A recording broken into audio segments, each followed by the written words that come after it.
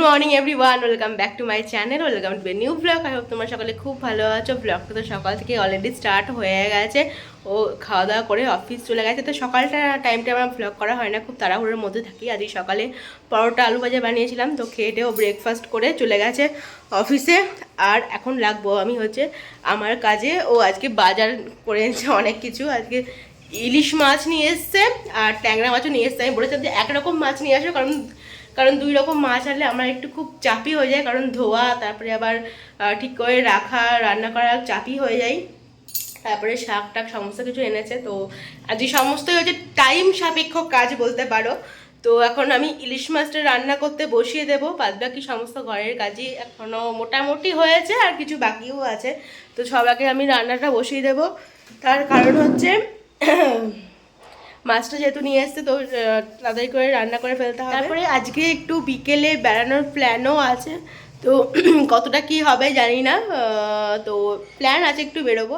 মাছটা আমি এখানে ধুয়ে নিয়েছি, এবার লবণ আর হলুদটা মাখিয়ে নেব। আর এখানে দেখা আছে ট্যাংরা মাছ। ট্যাংরা মাছটা আজকে হবে না, তো এটাকে এখন রাখবো হচ্ছে ফ্রিজে। আজকে শুধু ইলিশ মাছটাই করব। ইলিশ যেমন আমি সর্ষে পোস্ত দিয়ে ইলিশ করি, তো সেই ইলিশটাই আজকে বানাবো। ওটাই বেশি খেতেও পছন্দ করে, তো এটাকে এখন নিয়ে ফ্রিজে রাখি। বড় ট্যাংরা থেকে সবসময় এই ছোট ছোট কালো কালো ট্যাংরাগুলোর টেস্ট সবসময় বেশি হয়। এগুলো নাকি দেশি ট্যাংরা বলে, তো এগুলোর টেস্ট মানে অপূর্ব হয় খেতে। সেটাকে কালকে করা যাবে, পরের দিনকে। মাছে লবণ হলুদ মাখাতে মাখাতে তোমাদের সঙ্গে একটা জিনিস ক্লিয়ারিফাই করে দিই। এটা হচ্ছে জামা ষষ্ঠীর সময়কার ব্লগ, আর এটা আমি বেশ কিছুদিন পরে পোস্ট করছি। মানে জামা ষষ্ঠীর বেশ কিছুদিন পরে আমি এই ব্লগটা পোস্ট করছি, এবং এরপরে তোমরা জামা ষষ্ঠীর ব্লগও দেখতে পাবে। তো আমি একটু বলতে গেলে পিছিয়েই আছি, তার কারণ হচ্ছে আমি কিছুদিন আগে যেমন গুজরাট ঘুরতে গেছিলাম, তো সেখানে 10-12 দিন মতো আমি সেরকম খুব একটা ব্লগ পোস্ট করতে পারিনি। সেখানে নেটওয়ার্কের প্রচণ্ড ইস্যু ছিল, আর ঘোরাঘুরি ছিল, ব্যাপার ছিল, এই কারণে আমি বেশ কিছুদিন ব্লগ পোস্ট করতে পারিনি। সমস্ত ব্লগগুলো আমার জমে ছিল, এবং তারপর আমি এক এক করে সমস্ত ব্লগ আর কি পোস্ট করছি। ডে বাই ডে ব্লগ তো হয়েছে, বাট তখনই আমি তোমাদের সঙ্গে শেয়ার করতে পারিনি, সেগুলো আমি পরে তোমাদের সঙ্গে শেয়ার করেছি। আর এখন জামা ষষ্ঠীর মোটামুটি 20-25 দিন হয়ে গেছে, তারপরে আমি তোমাদের সঙ্গে জামা ষষ্ঠীর ব্লগ নিয়ে আসছি। পরের ব্লগে তোমরা জামা ষষ্ঠী দেখতে পাবে, আমাদের বিয়ের পর প্রথম জামা ষষ্ঠী, আর আমরা তো ভীষণই এক্সাইটেডও আছি। আশা করছি খুব তাড়াতাড়ি আমি এই টাইম ম্যানেজমেন্ট করতে পারবো এবং তোমাদের সঙ্গে up to date blog share করব। বাট এখন একটু পিছিয়ে আছি, বাট এটা খুব তাড়াতাড়ি আমি মেকআপ করে নেব।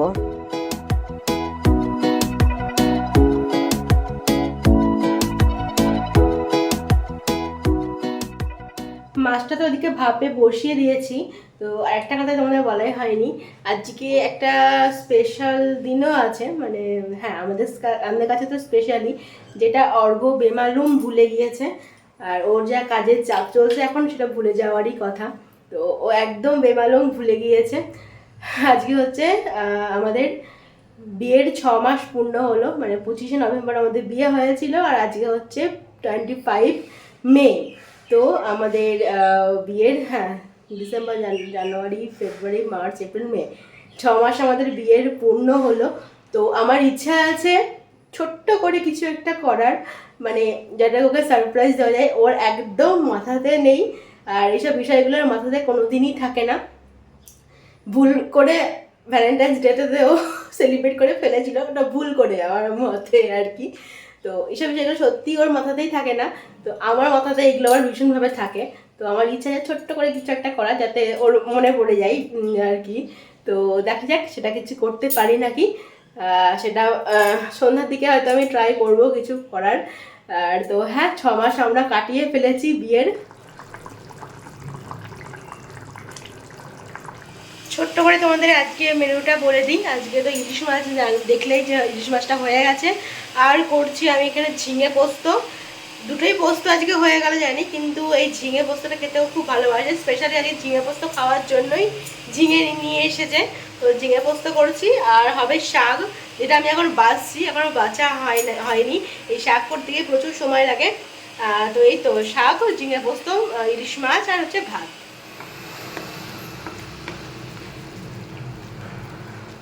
রান্নাতে ওদিকে অলমোস্ট হয়ে গেছে, আর রান্না করতে করতে এটা হচ্ছে আমার ব্রেক টাইম। যতক্ষণ ভাতটা হচ্ছে ততক্ষণ আমি একটু রিফ্রেশ হচ্ছি। আমি অর্ঘকে ফোন করে বলেছি, ঠিক আছে, যে ফুল নিয়ে আসো তো, অনেক দিন ফুল আনো না বাড়িতে, ফ্রেশ ফুল আনো না বাড়িতে, ফ্রেশ ফুল না আনলে ভালো লাগে না, তো একটু কিছু ফুল নিয়ে আসো তো। তো বাটা এখনও বুঝতেই পারিনি আমি কেন বলছি। ফোন করেছে একটু আগে যে কী কী ফুল নেবো, নাও রজনীগন্ধা, গোলাপ, এসবগুলো নাও, একটু একটু বাড়িতে ফুল রাখলে ভালো লাগবে, এখন গেছে ফুল কিনতে। গুড ইভিনিং এভরিওয়ান, সন্ধ্যাবেলা এখন রেডি হয়ে গেছি, যাচ্ছি হচ্ছে, বেরোচ্ছি একটু, তোমাদের বলছিলাম সন্ধ্যাবেলা দিকে বেরোবো। তো ফাইনালি আজকে যাচ্ছি আমরা জামা ষষ্ঠীর জন্য শপিং করতে, সামনেই জামা ষষ্ঠী।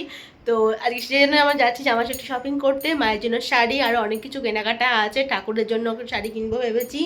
তো এসবগুলো কেনাকাটা করতে এখন বেরোচ্ছি ও আর আমি। তো চলো বেশি দেরি না করে এখন বেরোনো যাক। আমি রেডি একদম, শুধুমাত্র এই যে এইটা না করলে আমার জগৎ অন্ধকার। তো চলো এখন বেরোনো যাক। প্রথমে যাবো আমরা হচ্ছে মহাবিস্তার মার্কেটে। তো মহাবিস্তার মার্কেটে গিয়ে ওখানে দেখবো তো কেমন কি পাওয়া যায়। চাবি নাওনি? অ্যাজ ইউজুয়াল চাবি নেয়নি। চলো হ্যাঁ, যে চলে এসছি আমরা মহাবিস্তার মার্কেটে। এখন দেখা যাক কোন দোকানে ঢুকি।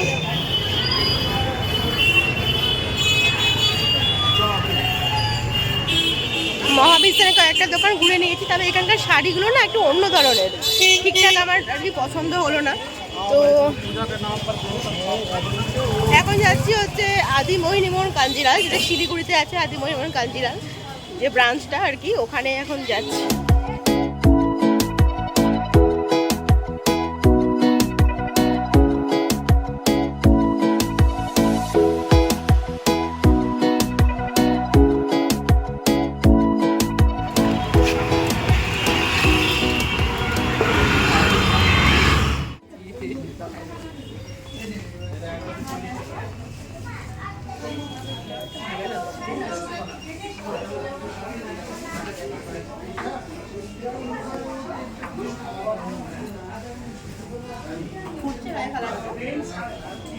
বিরাট ফুটছে।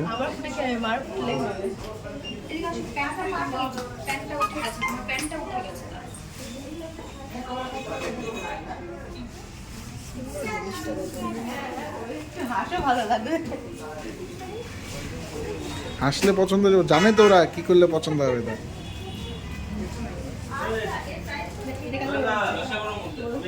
এইগুলো নাকি একটু অন্যরকম, মানে এই বছরের ইউনিক বলছে, এইগুলো সচরাচর পাওয়া যাবে না। কেমন লাগছে এটা? দেখো আমার মোবাইলটা তোমার কাছে।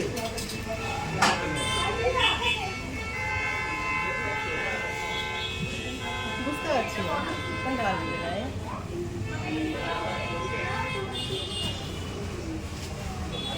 পড়বে কি? মা বলবে তাহলে যেটা দেবা সেটাই ভালো লাগবে। হাসি হাসি মুখ করে দেখাতে হয়। এতটা হাসবো না, এর থেকে বেশি হাসবো।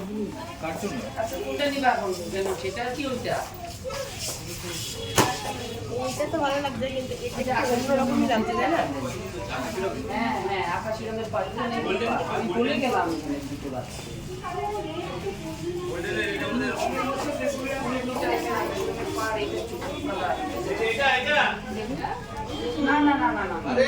এই জিনিসটা একটু অন্যরকম লাগছে।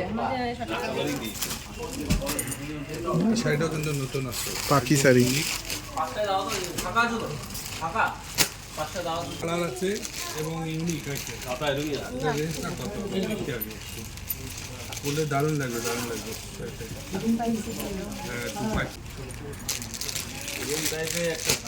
আমি আগে দেখি যে মানে ফরফর করছি, শাড়ি দেখি, তারপরে কমফোর্টেবল সব ঠিক আছে যাচ্ছে। কেটেই যাও সব কিনতে। বিরাট লম্বা না? তুমি তো বসে আছো। আর তুমি তো লম্বা। আচ্ছা, এটা ভালো লাগছে মায়ের? এই দেখো, এটা বর্ডারটা তোমার শুধু, বডিটা কিন্তু আসলে এগুলো শাড়ি প্রথমেই দেখালে না, অন্য শাড়ি তখন আর চোখে লাগতে চায় না।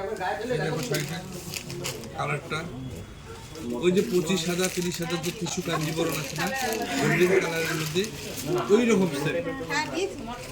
অরেঞ্জ আর গোল্ডেন। হ্যাঁ অরেঞ্জ গোল্ডেন। এটার মধ্যে আরেকটা নতুন আপনি যেটা ওয়ান পার্টে যখন করবেন না, মানে এটা একটা বিয়ে বাড়িতেও যদি যান তাও আপনার সেই রকম লাগবে।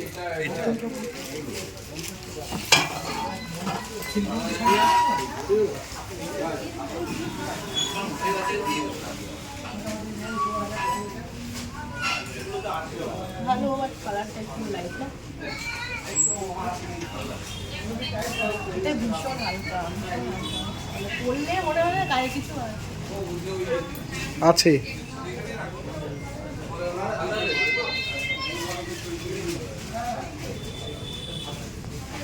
বয়স্কদের মতো হয়ে গেছে। হ্যাঁ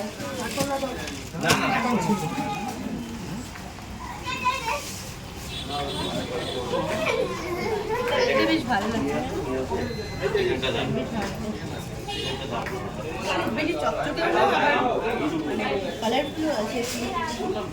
তা নিয়ে নাও। ভালো আছে কি দেখো, হ্যাঁ সব ভালো, আমার আর কি।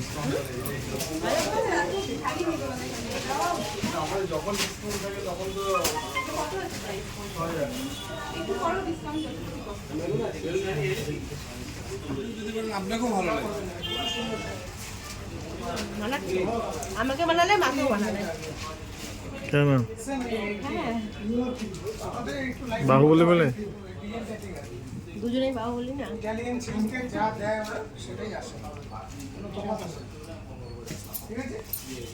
ভালো লাগছে এটা। হ্যাঁ কালো টাইপের আছে না, একটু কালো কালো সমস্যা নাই। ঠিক আছে, সবই তো অন্য কালো তো নেওয়া হয় না, কালো না রে না তো, আমাদের এখানে কেনাকাটা হয়ে গেছে। 3টে শাড়ি নেওয়া হয়েছে, আমার একটা আর হচ্ছে 2 মায়ের 2টো শাড়ি তো নেওয়া হয়ে গেছে ফাইনালি। আদি মোহন কাঞ্জিলাল এসে পছন্দ হলো, চল এখন যাব। হলো শপিং, শাড়িগুলো হলো, এখনো জেন্টস বাকি আছে নাকি। এবার আমরা যাচ্ছি হচ্ছে বাবাদের জন্য কিনতে, আমার বাবা আর হচ্ছে ওর বাবার জন্য কিনতে যাচ্ছি। দুই বাবার জন্য এখন শার্ট বা টি শার্ট এইসব কিনতে যাচ্ছি। চলে এসছি আমরা এখন ট্রেন্ডস ম্যানে।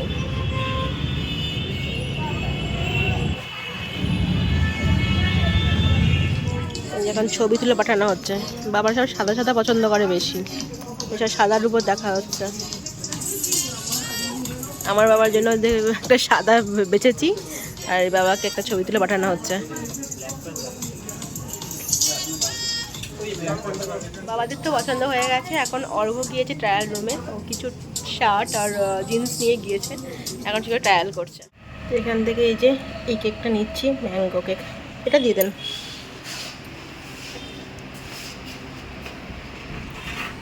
আমাদের শপিং ডান, আর এখান থেকে কেক নিচ্ছি, তারপরে যাব বাড়ি।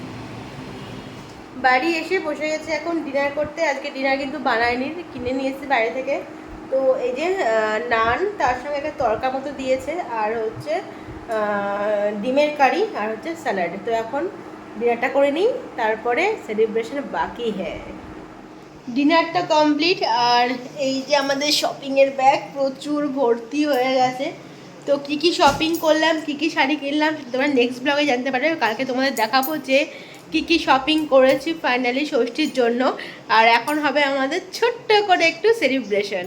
ফার্স্টে তোমাদের কেকটা দেখিয়ে দিই, কিউট একটা কেক, ম্যাঙ্গো ফ্লেভারের এই কেকটা নিয়েছি, আর এখানে লিখে দিয়েছি দেখো 6 মান্থ। আমি বলেছিলাম আজকে একটু ফুল আনতে, অন্যদিন কত বেশি বেশি ফুল আনে, রজনীগন্ধা এটা ওটা, আজকে এই যে গোলাপ। আমি বলেছিলাম গোলাপ আনতে, রজনীগন্ধা তো অন্যদিন আনাও হয়, তো বললাম স্পেশালি গোলাপটা যেন আজকে থাকে। তো এই যে গোলাপ নিয়ে এসছে, এখন অব্দি ভালো আছে জানো, ঠিকই আছে।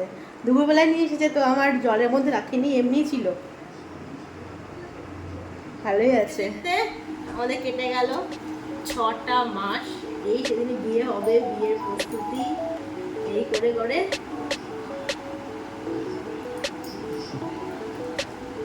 Happy 6 month. কাটা আছে সাবধানে, আবার তোমাকে দিয়ে দাও, তাহলে হয়ে গেল। এই খেলা চলছে, খেলার দিকে মন, বুঝতে পারছো? এবার আমার ছোট্ট করে একটু কেক কাটিং হবে। কেকটা কিন্তু ভীষণ কালারফুল, না দুজনেই হয়ে থাকে, দুজনেই কাটিং। আর এইরকম যেরকম কালারফুল আছে কেকটা, শুনছো আমার কথা, এরকম যেরকম কালারফুল আছে বাকি লাইফটা যেন এইভাবে কালারফুলই থাকে। ওই জন্য ওই কালারফুল কেক নিয়েছি, বুঝতে পেরেছো? হোয়াইট কেন নিয়ে নিয়ে বুঝতে পারলে? তাই তো। বলো তাহলে তোমার 6 মান্থে কি এক্সপিরিয়েন্স হলো, ফিলিংস কেমন হলো?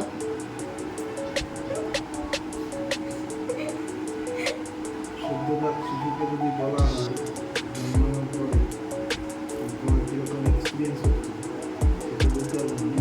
তুমি কি এই জন্মগ্রহণ করলে নাকি? ওরকমই ব্যাপার। এমনভাবে আর কতবার ঝগড়া করেছো? রোজ ডেইলি করে বলো বাকি জীবনটা ঝগড়া করতে করতে চলে যাবে। সাঁতরানো না হয়েছে। Happy 6 month. 6 কেটে দিলাম, এরপর 7 চলে আসবে।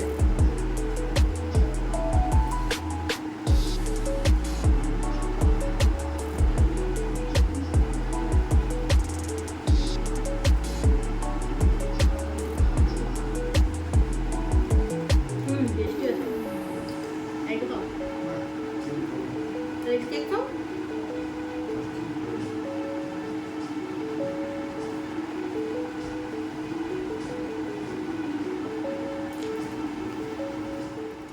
সমস্ত কিছু ডান, আর ঘড়িতে বেজে গেছে এখন 12টা। এখন আমি চেঞ্জ করব, ফ্রেশ হব।